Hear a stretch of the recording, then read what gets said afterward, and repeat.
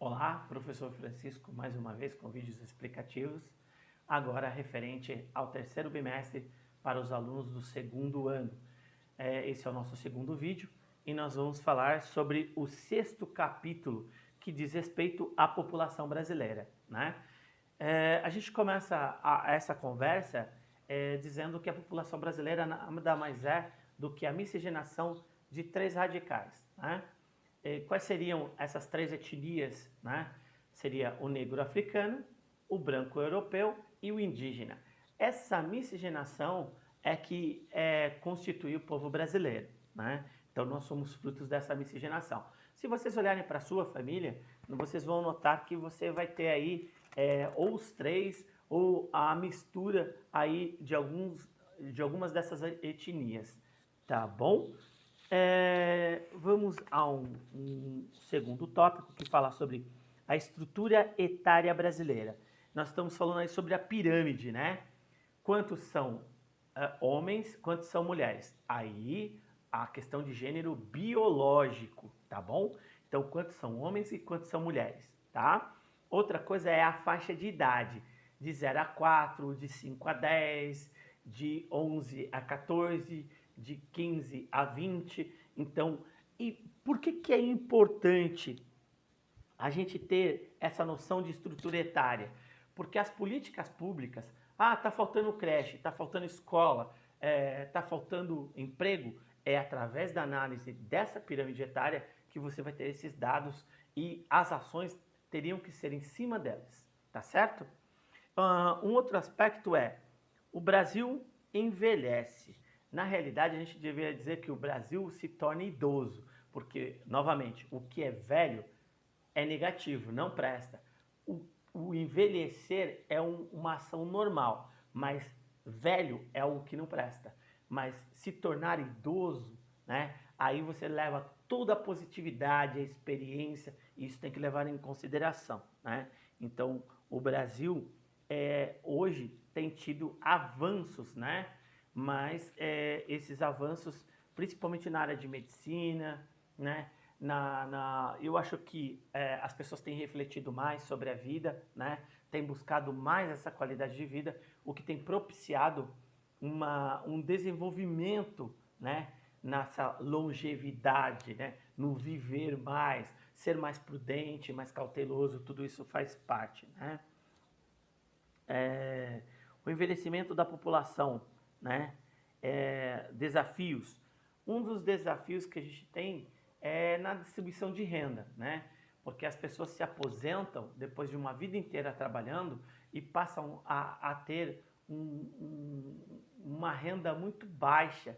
E muitas das pessoas que se aposentam continuam trabalhando, né? Vocês devem conhecer alguém que se aposentou, mas continua trabalhando, para não perder o tipo de vida que se tem, né? De continuar tendo a mesma qualidade de vida, de poder fazer outras coisas que ela julga importante para si próprio. Então, devido a isso, ela tem essa preocupação, esses desafios, né? A saúde ainda continua sendo uma questão, mas, por exemplo, eu acho que hoje se morre menos com câncer de próstata para os homens, câncer de mama, de útero para a mulher, né? Já matou muito mais, né? Então hoje a gente tem essa situação, né?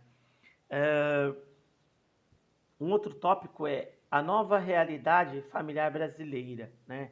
Quando a gente fala sobre a nova realidade familiar brasileira, a gente está se referindo a que o padrão que se tinha de família não é o que a gente tem mais hoje, né? Aquela questão de papai, mamãe e filhinhos, né? Não é mais. Hoje é avô e netos, é tia e sobrinhos, é papai, mamãe. Hoje, essa estrutura familiar, ela mudou, né? E aí entra uma questão de gêneros, né?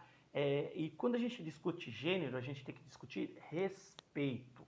A palavra para se discutir gênero é respeito, tá? Hoje, e aí aqui não entra a questão biológica, aqui entra a questão social, tá? Como você quer ser entendido ou ser respeitado socialmente? Aí entra essa questão. E aqui convém dizer também que a família mudou, né?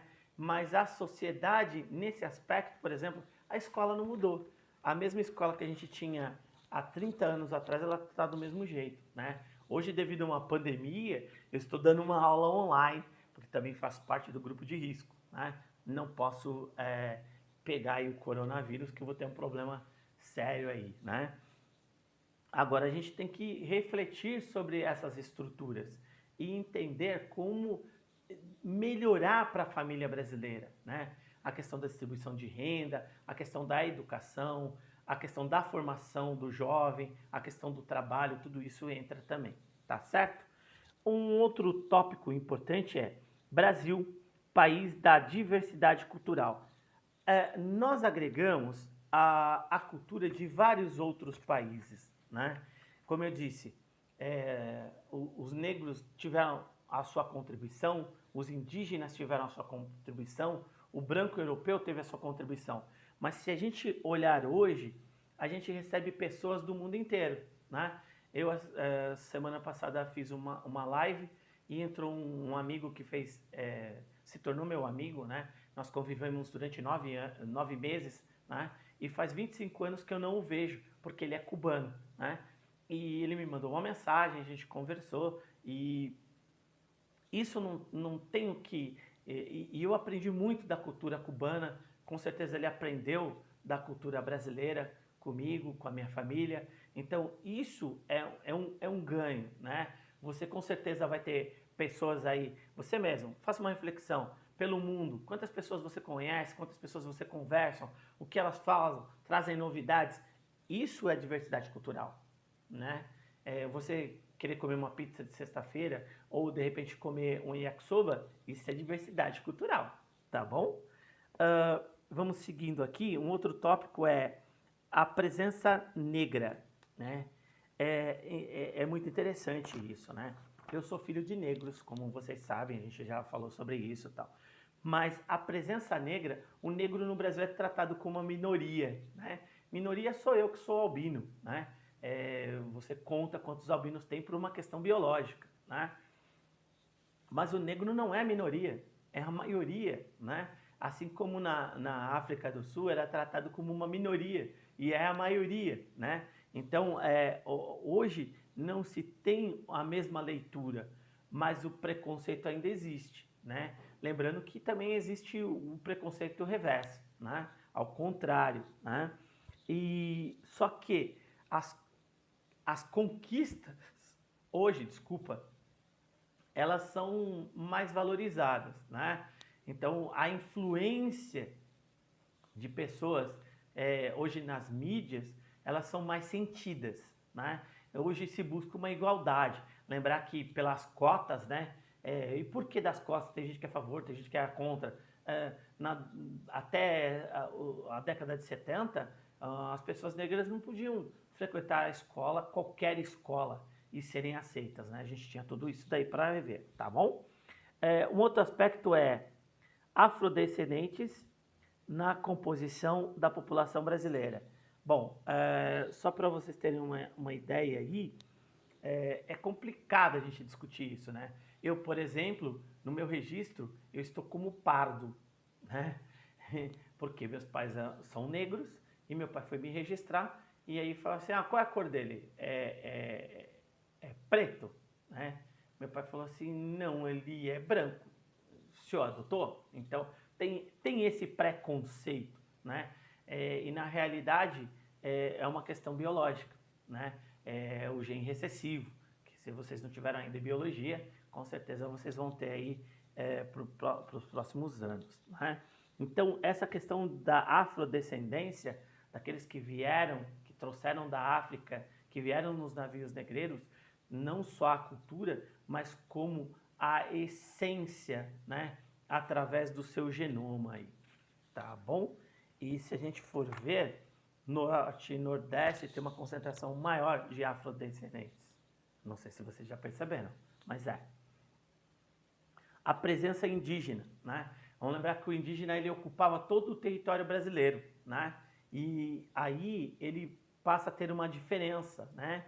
E passa a ter aí uma situação onde hoje o indígena ele está recluso às suas reservas, né? Vamos lembrar que por lei o indígena é como se ele jamais fizesse 18 anos, né? Ele tem a sua própria cultura, né? Mas as suas terras nem sempre são respeitadas, né? A gente tem isso. E hoje ele está recluso às suas reservas, né? Os imigrantes ontem e hoje. Os imigrantes constituíram esse país, né, juntamente com os indígenas que aqui estavam, né, mesmo que essa migração não tenha sido voluntária, como foi o caso dos negros africanos, né? Mas essa imigração hoje ela é muito sentida, né? Eu diria que hoje a gente consegue perceber bem a questão da migração, da imigração, desculpa, falando melhor assim, tá bom? E essas influências. A migração interna, oportunidade, né? Então, você veja bem, as pessoas vinham para a região sudeste porque a oportunidade de emprego era melhor, né? E em contrapartida, existe todo um pensamento diferenciado, preconceituoso contra a imigração.